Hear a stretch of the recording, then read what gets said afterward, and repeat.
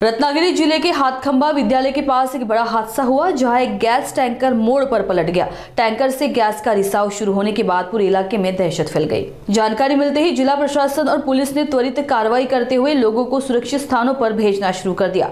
घटनास्थल पर रत्नागिरी जिलाधिकारी M Devendra Singh, police अधीक्षक नितिन बगाटे और प्रांत अधिकारी जीवन देसाई ने पहुंचकर स्थिति का जायजा लिया। राहत की बात यह है कि टैंकर से गैस का रिसाव अब नियंत्रण में है और प्रशासन ने कहा है कि स्थिति फिलहाल नियंत्रण में है। सुरक्षा के लिहाज से हाथखंबा पाली मार्ग को पूरी तरह से बंद कर दिया गया है, जबकि हाथखंबा से लांजा जाने के लिए कुवार बाव मार्ग खुला कर दिया है। कोल्हापुर की ओर जाने वाले वाहनों को मुंबई गोवा मार्गावर हाथखंबा येथे 18 मेट्रिक टन एलपीजीचा गॅस टँकर जो आहे त्याच्या प्रायव्हेट कंपनीचा तो पलटीहून खाली पुलाच्या खाली पडलेला आहे। त्यामध्ये गॅस जो आहे लिकेज होत होता।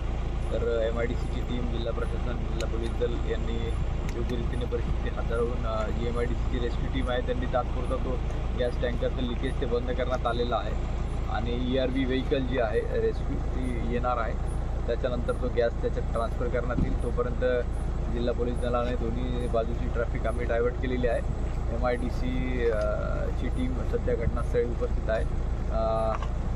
जिल्ह्याचे कलेक्टर सुद्धा इथे उपस्थित होते आणि त्यांनी योग्य ते मार्गदर्शन केलेलं आहे। माननीय पालकमंत्र्यांना सुद्धा आम्ही माहिती दिलेली आहे, ते वेळोवेळी याची माहिती घेत आहेत।